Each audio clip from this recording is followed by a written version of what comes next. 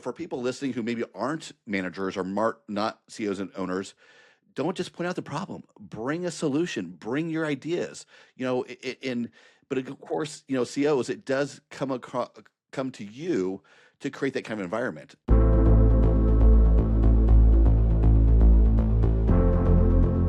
Welcome to the latest episode of Trust the Process podcast. I'm excited for my guest today.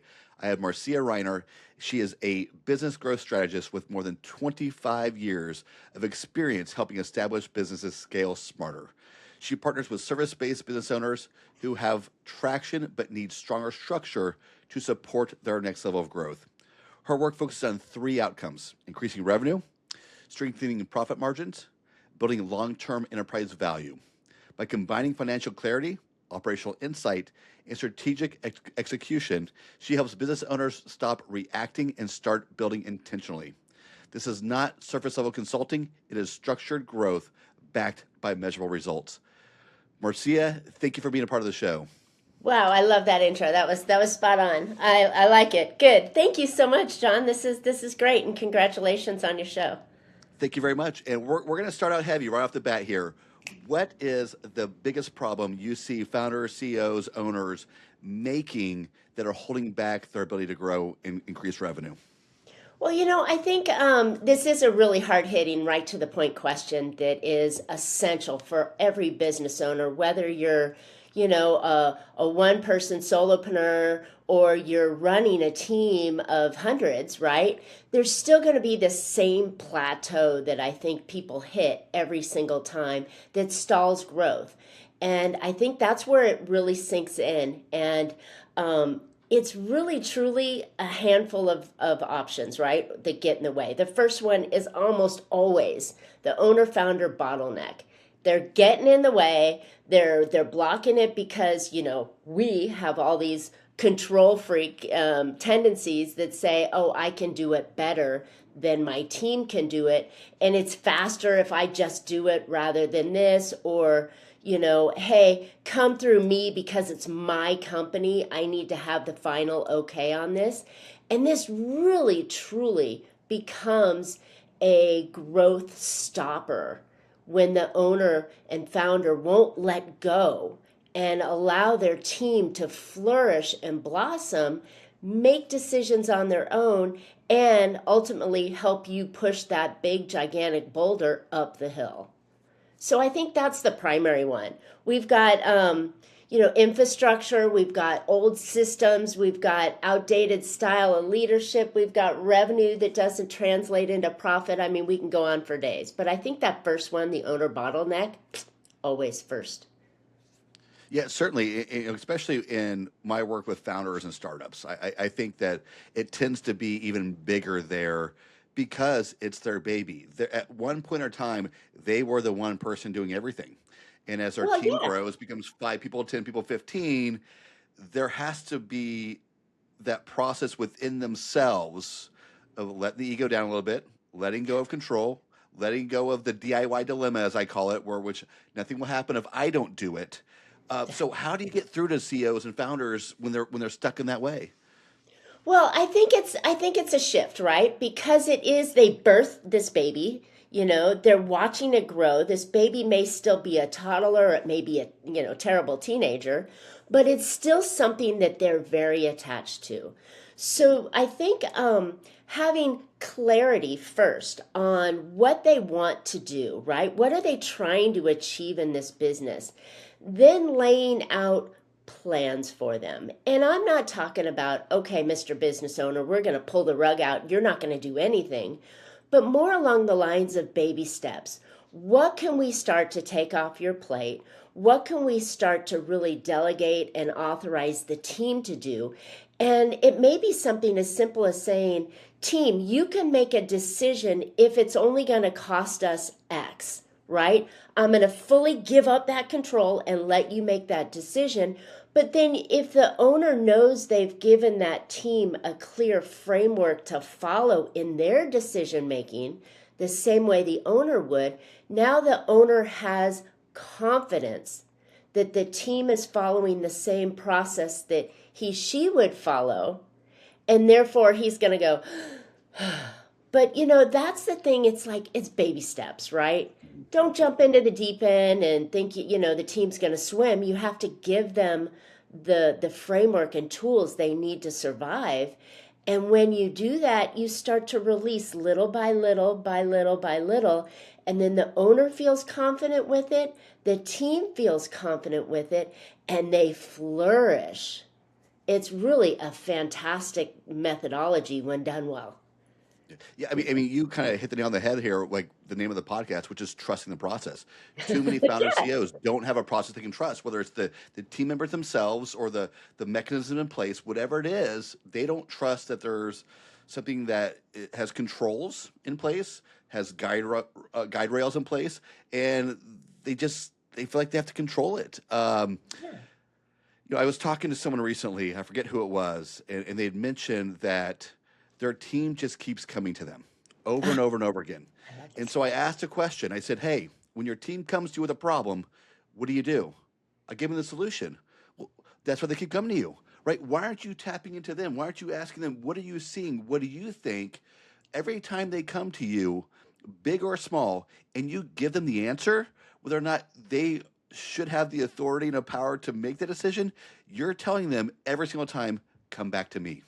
Exactly. You're training them. Yeah. I love this piece here because this is so important in that development of the team and the confidence that the owner will have in their team. When a team member comes to me with a problem, I say, stop. Come to me with the problem and come to me with the solution you think will solve that problem. And I'll give you the yay or nay, or better yet, let's work through it and let's try it. And then let's see how that panned out, right? So now it's a learning curve, but you're actually feeding them the tools and the okay to say, I can use this thing up here that you hired me for. And now I become a really valuable part of the team rather than just a worker bee. And that's also a valuable lesson for the employees, right? Is I had one of the toughest people I ever worked for, just smartest guy I ever met. Probably not just worked with, ever met. Uh, Boarding school, Connecticut, Dead Poet Society, smart guy. And he would always tell me, like, John, I trust you because I know that when you come to me, you've already thought it through, you already have an answer in mind, and I trust that you're going to do that every single time. And so, for people listening who maybe aren't managers or not CEOs and owners, don't just point out the problem. Bring a solution. Bring your ideas. Yeah. But of course, CEOs, it does come to you to create that kind of environment. I don't know how many times I've been in a situation where I've seen a manager or CEO come into a room. They're all happy. They found a problem, right? They discovered some problem that exists. And they go to the junior person who handles that aspect of the business and tells them, hey, I found this problem. And the person goes, yeah, I've known for 6 months. And what always happens, they get mad at the employee. Where I flip it around and say, hey, like CEO, manager, founder, why aren't you creating the atmosphere and having that mechanism that allows that employee to speak up? That's often missing this formula as well. I think that's a beautiful statement, John, because if you think about it, once you reach that enterprise corporate level, and I've got a girlfriend that's struggling with this problem right now, and she's in a very large insurance company. And it's like, once you get that monstrous, there's no opportunity for you as an employee to really think through and be a valuable cog, right? Somebody that's doing something and helping and making an impact in it. Whereas us in the small community, right, or even mid-sized community, those with, where you actually have access to the founder, owner, and decision maker, and it's not this board and people that are totally disconnected.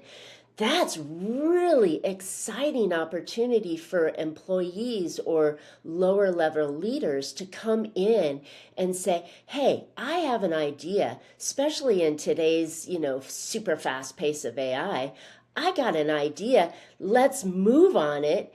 And if you've thought it through and you come with the pros and cons and risks and outcome that you think and the timeline and the horizon, right? A plan to do this, then the owner goes, wow, okay, Now I start to trust because this guy came prepared. And not only are you doing that, but you're giving yourself an opportunity to step up in the business, or even step up in your own ability skill set, that if this business doesn't honor your desires and interests, there's plenty of companies that will take you on and go, hell yeah, come on, let's do this, right? We as owners, that's a lot of weight to manage all the decisions and everything in our head. Why not tap the experience of your team and use their ideas and their onsets? They could have just come out of school or just come out of a training on things that maybe were older or not, not in your wheelhouse. Yeah, use them.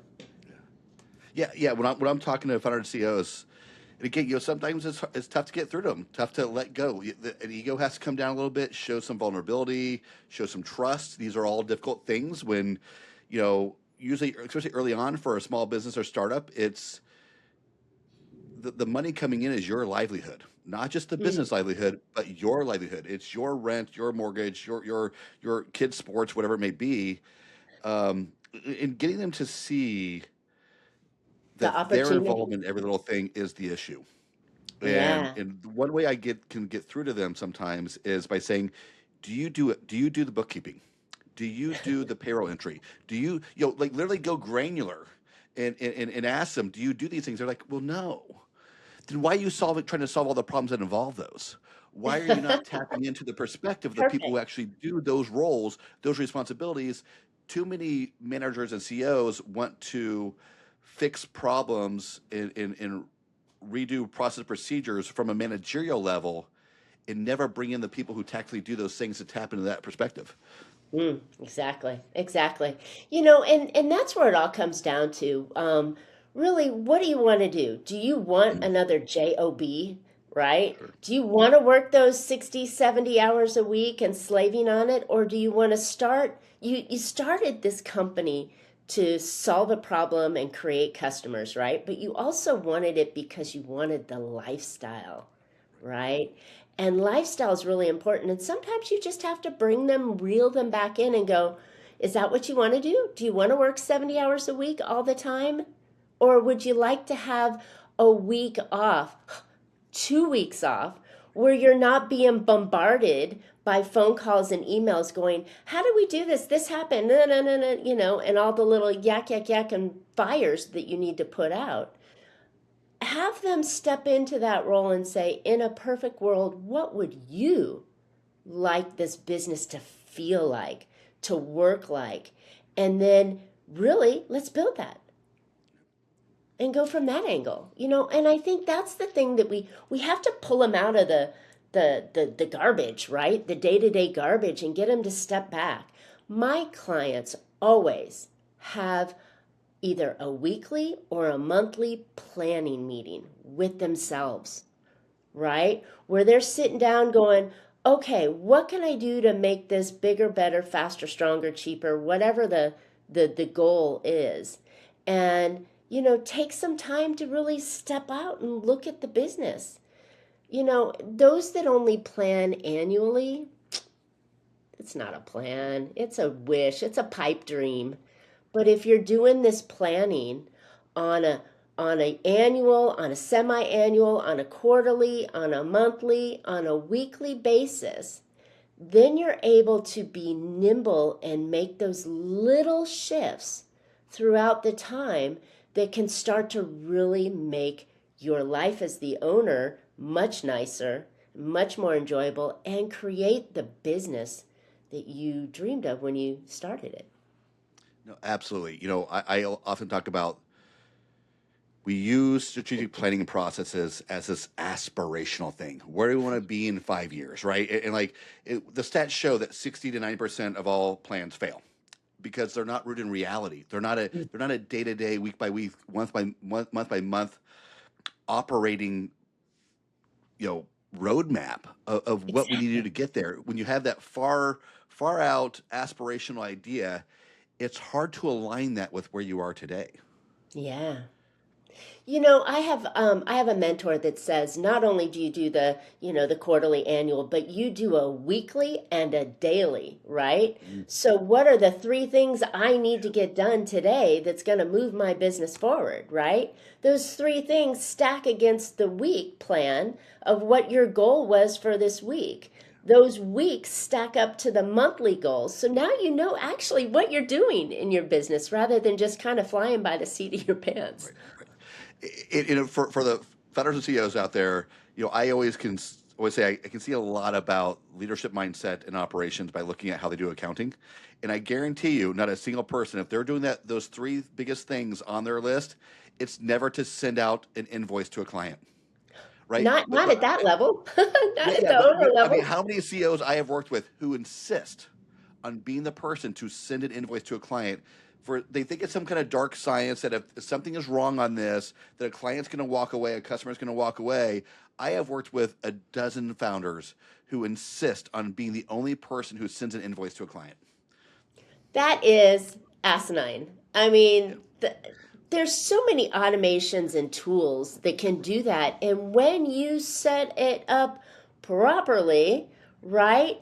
And let's talk about that for a second. That's a fear that they didn't charge appropriately, and they're afraid that the client is going to get away with something, get something for free, right? So if you're looking back at your pricing structure and how you price your thing, right? And you understand where the movability is, which, I don't like to discount, but if you understand what it is and you set it up properly where you understand where your cost of goods sold are, how you're factoring in your total operating costs into that deal, Sure. where the margins are on that deal, and you understand the pricing of it and how you pitched the offer originally. Okay, Mr. Smith, the offer is going to be $10,000 for this thing or this package or whatever you're selling, right? You know that number represents this bottom line. And therefore, if that's done in place and you have accounting software, which everybody does. I mean, even the basic accounting software, and your accountant goes, okay, this was charged at 10,000. We know where net profit on this is going to be, 5,000. What do you need to send the damn email for? Right, right. I Yeah, don't, that's crazy. yeah. I mean, to me, it comes down to control. You talked about how one way to kind of get your CEOs and founders to rethink things is what is your goal in having this business, right? It's not to be a bookkeeper, it's not to be an HR administrator. It's to be high levels, to own the business, to be able to step away, to create income, freedom, wealth, all these things. You've talked about some little things here and there of ideas you bring to them and expose them to some thinking that helps them shift that.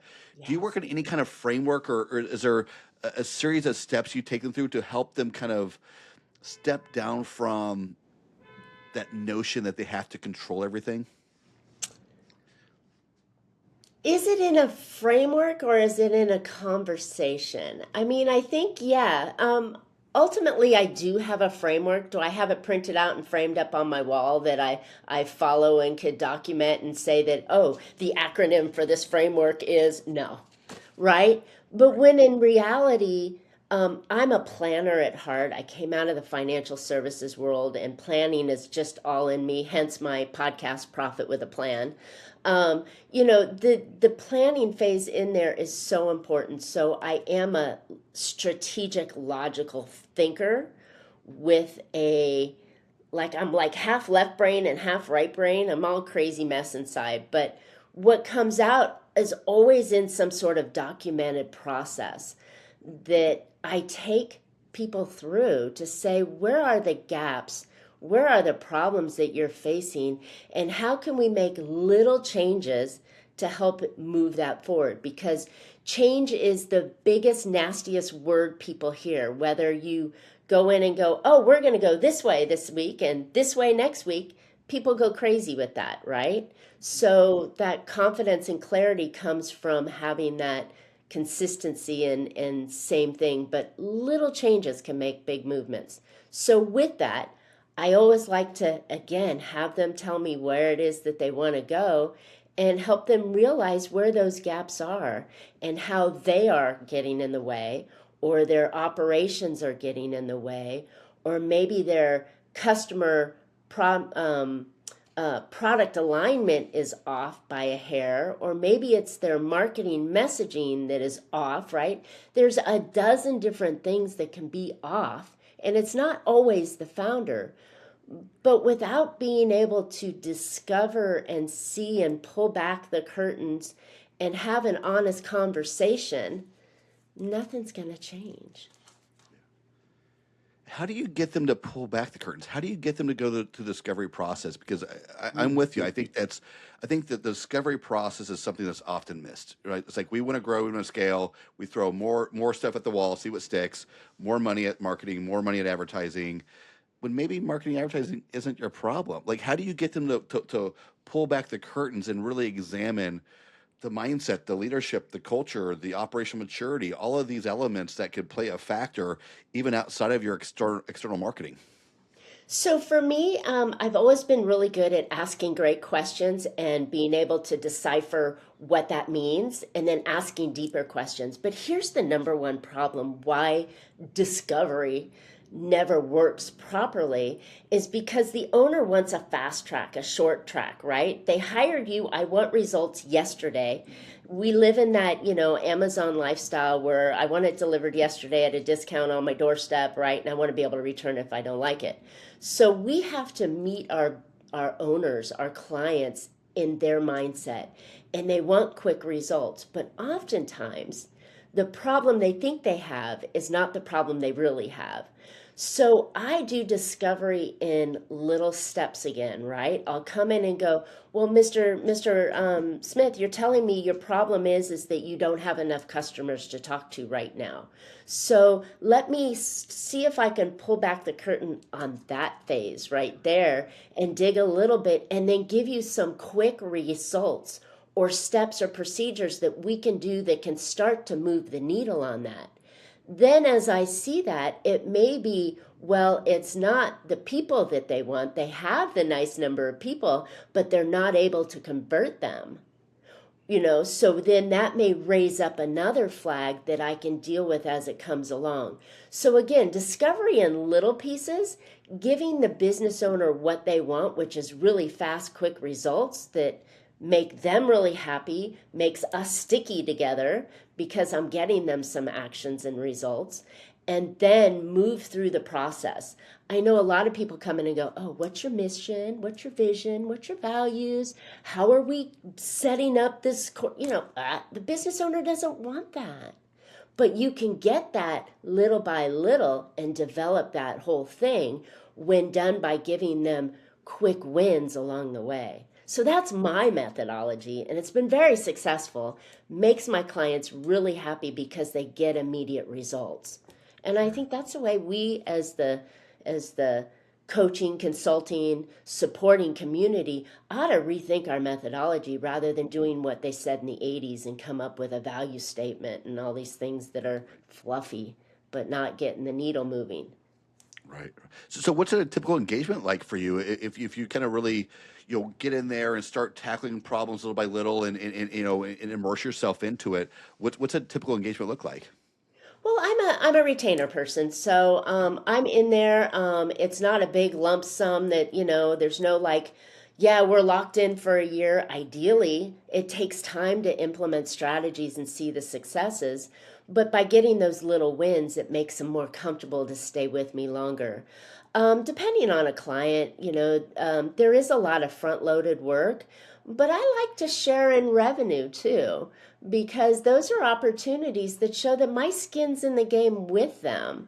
And so that's one of my favorite plays to do because, again, I don't want to be a financial burden on the company. I want to be a strategic partner in the company. And if I'm part of the company in the form of, hey, we did this together and we got rewarded together, then it's a much more win-win situation for everybody. They see that I'm really there for the real results, and kind of that. I always, coming out of the financial services, I always use that framework of, we get paid when you get paid, right? Kind of thing. So I like that model. It doesn't always work, but depending on the situation, I like to play in that space. So we talked a little bit about, execution, operations, the process, procedures of it. And, again, for me, kind of someone who works in the internal operations world of it a little bit more than you, kind of the external operations, are there a couple, one, two, three things that you tend to see that tend to sit in the internal operations piece, which ultimately can affect the external sales? Wow. Okay. So internal and external, crossing that border, oftentimes internally, what you think, like I mentioned, you thought it was the number of leads when it was actually their ability to convert, right? So their sales skills were bad, or maybe their missed expectations. Oh, I do all this stuff, right? And they're like, yeah, but I don't need that, right? I need this one thing. So getting that clarity on what your product is. That's always an early phase of going, let's get that product match, right? And that's usually in a smaller company, in the first, depending on the industry, in the first 100 or first 500,000 in revenue, first year, first, whatever. That's where you're really trying to get that market fit and dialing in your product. But I like to say that, there are a lot of moving parts in business, right? And it's not always one. It's not just the product, just the pricing, just the delivery. I mean, when you think about it, there's probably 7 or 8 phases that you go through when you sell your thing, right? Well, you also have to think about, well, was it just the selling part?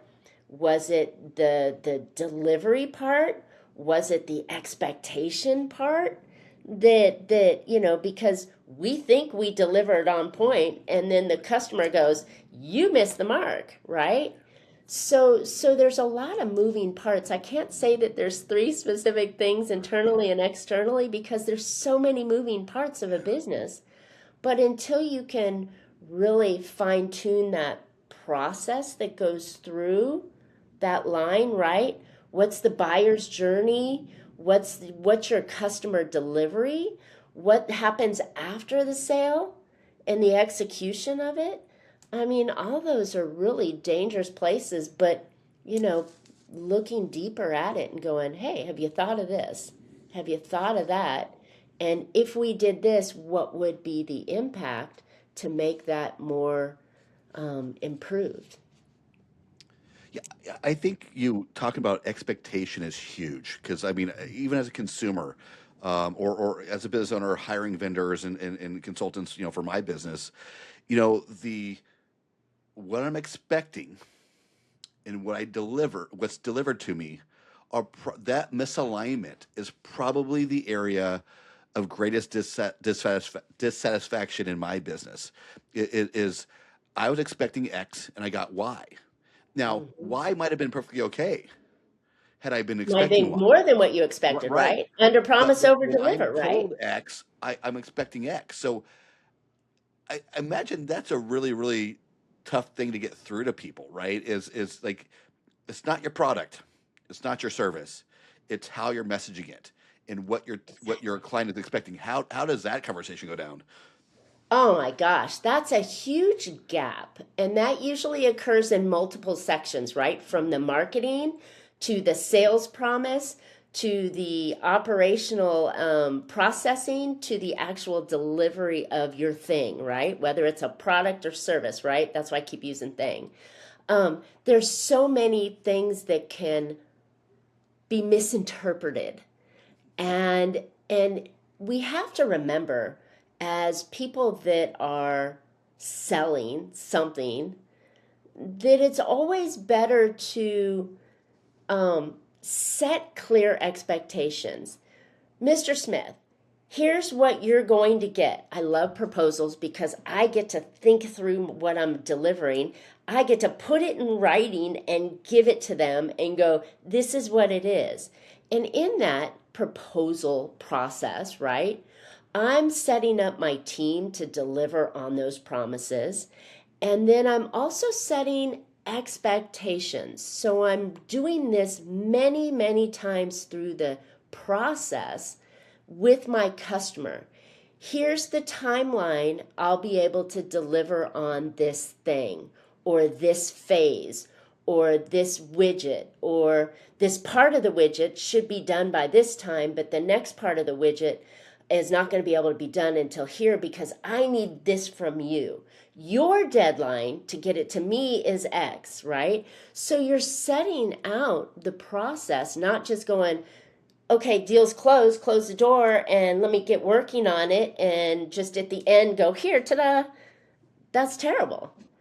The constant touch points and engagement keeps the customer also aware of what you're doing and allows you to super shine and outperform when you can and address bottlenecks or problems or misinformation or, oh, expectations. I thought you had all this set in stone, right? Now I realize it's not set in stone. It needs to be tweaked before we can implement this part, right? So then we're going to need to adjust that because we have to fix this first before we can go and do that piece.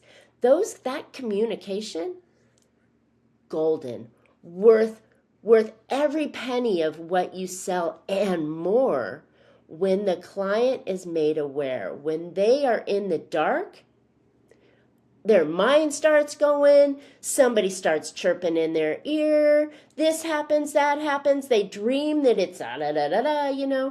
Imagine you're sitting at a table in a restaurant. It's a busy restaurant. You were waiting for 15 minutes for your reservation. You sit down at the table. It takes another 5 minutes for the waiter to come over and talk to you. That could be a lifetime. You're already pissed, right? So that's the same kind of brain power that we should use in our business and making sure that we're consistently communicating with our customer.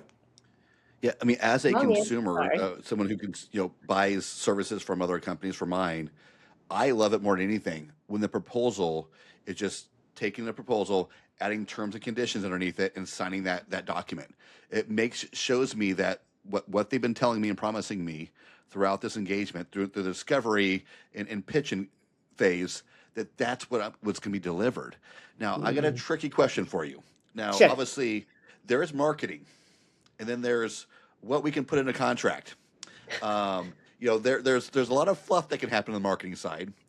Yeah. What is the best way to thread that needle to where you are being genuine and respectful and honest about what you're delivering, but having that marketing language in there that helps entice, but that you can't necessarily put in a contract, right? Like where's that balance?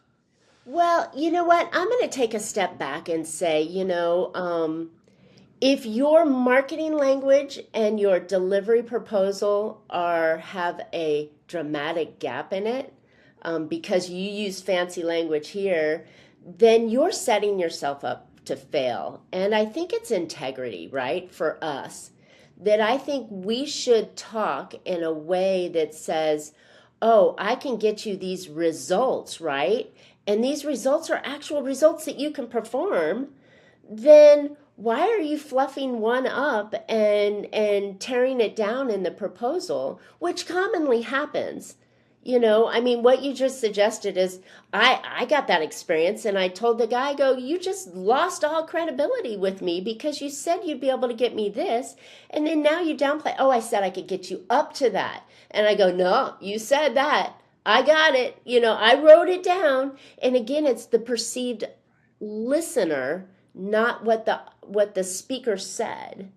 And so that's where I kind of, I love marketing, and yeah, you can market speak and you can do this, but you know what? I think our audience today, the consumers today, are really smart and aware that they're going to see right through some fancy talk. They want real clean talk. And if you can do the marketing in a really clean way, not sensational, not, something that you can't put in a proposal, then you're messing up. You're asking for trouble, and it's just not the way I do business. No, I think that's absolutely correct, and I think I love that you said the word integrity, right? Because I think it all comes down to integrity, and I've worked with some marketing partners who wanted me to say things that just made my skin crawl. I'm I can't say that. They're like, well, but it got you to click on our ad. It's like, yeah, but I'm not my target audience. There is a difference in a busy, like 10xing your business in 6 months is all the rage, right? Or 12 months, whatever it is, right? And I'm like, I can't promise that with what I do. But well, then you're going to lose out to someone who does promise that. And I'm starting. I think the more and Well, more then that kind that of buyer intentional, is stupid if they think that that can be done in that short of a time. and I think as business owners have gotten smarter and have been through the ringer a few times to realize, hey, I'm being promised 10xing my business, but they put in their contract no guarantees, and then they delivered me -5% results. Like the more and more that this goes on, the more and more people are going to have to come back to integrity and Yeah. being honest with people about what it is they do and what's expected from the outcome.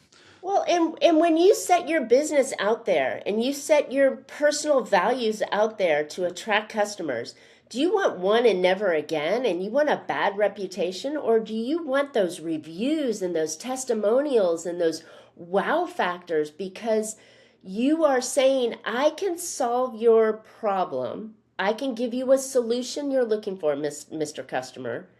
And here's the expectations, and then you over deliver. I mean, to me, that's the way I want to do it, right? Right. Rather than setting them up going 10x, we're going to blah, blah, blah. And then you, like you said, you negative, or the results don't happen quick enough, or you're sitting there spinning your wheels, or it attracted the wrong customer, or, whatever. It's just, I think what it all goes down to, I would rather have less customers but raving fans than a whole bunch of people that hate me. Yeah. And do you think integrity and being honest and relating to your customer is the best way to get there? Oh, 1,000%. You are building a relationship. So imagine you had there was this uh, funny story. A friend of mine was Korean, and on Korean TV, there was this lawsuit where this um, wealthy man married this woman, and this woman had two really ugly babies that were like really ugly, and she had had so much work done that the guy thought that she was just beautiful, and she had had so much work done, and the kids came out ugly because they looked more like her, and that Mm. was false advertising. So I mean, it's like, I mean, come on. I think we need to keep doing what we're supposed to do. Be honest about it. Keep your integrity up, and in the long run, you're going to be a great long-standing business rather than a fast turn and burn with fake results. Well, Marcia, I think that's a great way to start wrapping things up because leading with integrity and being true to yourself and what you do, I think is a great message to end on. I will give you a minute here to tell people where they can find you. And also, if you could give either a book or an insight from a person that you've read or heard that has changed your life, mention that as well, please. I am terrible at quoting people where I hear things. I just hear it and go, I don't remember where I heard it from, but it was great, right? Yeah, I don't really have, I have been so engulfed in AI over the last couple years that, in creating agents and automations and things that make my life and my clients' life easier, that I haven't been really reading hard books lately. So I don't have anything of fresh a basis to go off of. But yeah, I wish I did. I wish I had more time to just leisurely read, or even do one of those, like, summary books, right, where it just tells me all the highlights and go, yeah, that was great, right? And that's actually, I use AI for that more and more today. It's like when someone recommends a Yeah, book, I'm like, let's just dump the title and author in there. Like, can you give me the main points? right. Well, I just interviewed somebody. He's not ready to release yet, but a, he is a full-on trainer for Cialdini, and they wrote The Influence, right? So how to ethically persuade people to do things, right? And whether it's your kids or your spouse or your friend or someone in business, right? It was really interesting what he did. So I've ordered the book. I haven't got it yet, but yeah, that'll be something that I'm gonna look through because I think it's we need to do that all the time. We're always persuading people in our viewpoints, whether we're having a conversation at the dinner table or we're having a conversation, at the conference table. Persuasion is always the thing, but I think when it comes from integrity, it's done with good intentions. So Gotcha. Well, that's a great way to end. One last thing: where can people find you? awesome. Thank you so much. So my company is Infinite Profit. You can find me at infinite-profit.com. All my information is on there. But is it all right if I give a free gift? 100%. Awesome, awesome. So I've created, through the help of my boyfriend, Chad GPT, I've created a really great growth map that if you were to answer these 8 questions, and you ought to know the answers to these, it's going to give you some really valuable tips and insights on where you can do the next smartest move in your business to move you forward, right? We're not talking Amazon domination, but we're talking what's the next step that you should be considering to improve your business, whether it's lead generation or profitability or operational. It's really important. And so I've created these answers that will give you some really good insights and personalized for what you're looking for. And you can get it for free. There's no call that you have to book. It's just the answers are given to you immediately. But if you can go take that assessment at profitbooster.biz and /growth map. There's a little tag on there that you can find it just by going to the place, but profitbooster.biz growth map. And I would encourage you to go look at that, grab some ideas, because if you're not moving forward, you're losing. Well, that's a great way to end this, and we'll make sure that URL is in the show notes. And I want to thank you for being a fantastic guest. I think the more and more conversations go coming down to alignment, integrity, operations, leadership, all these components really have to, you know, overlap and come together for sustainable growth. And what you do is a valuable piece of the puzzle to that.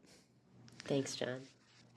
Well, thank you very much for being a part of the show, and stay tuned, everyone, for the next episode.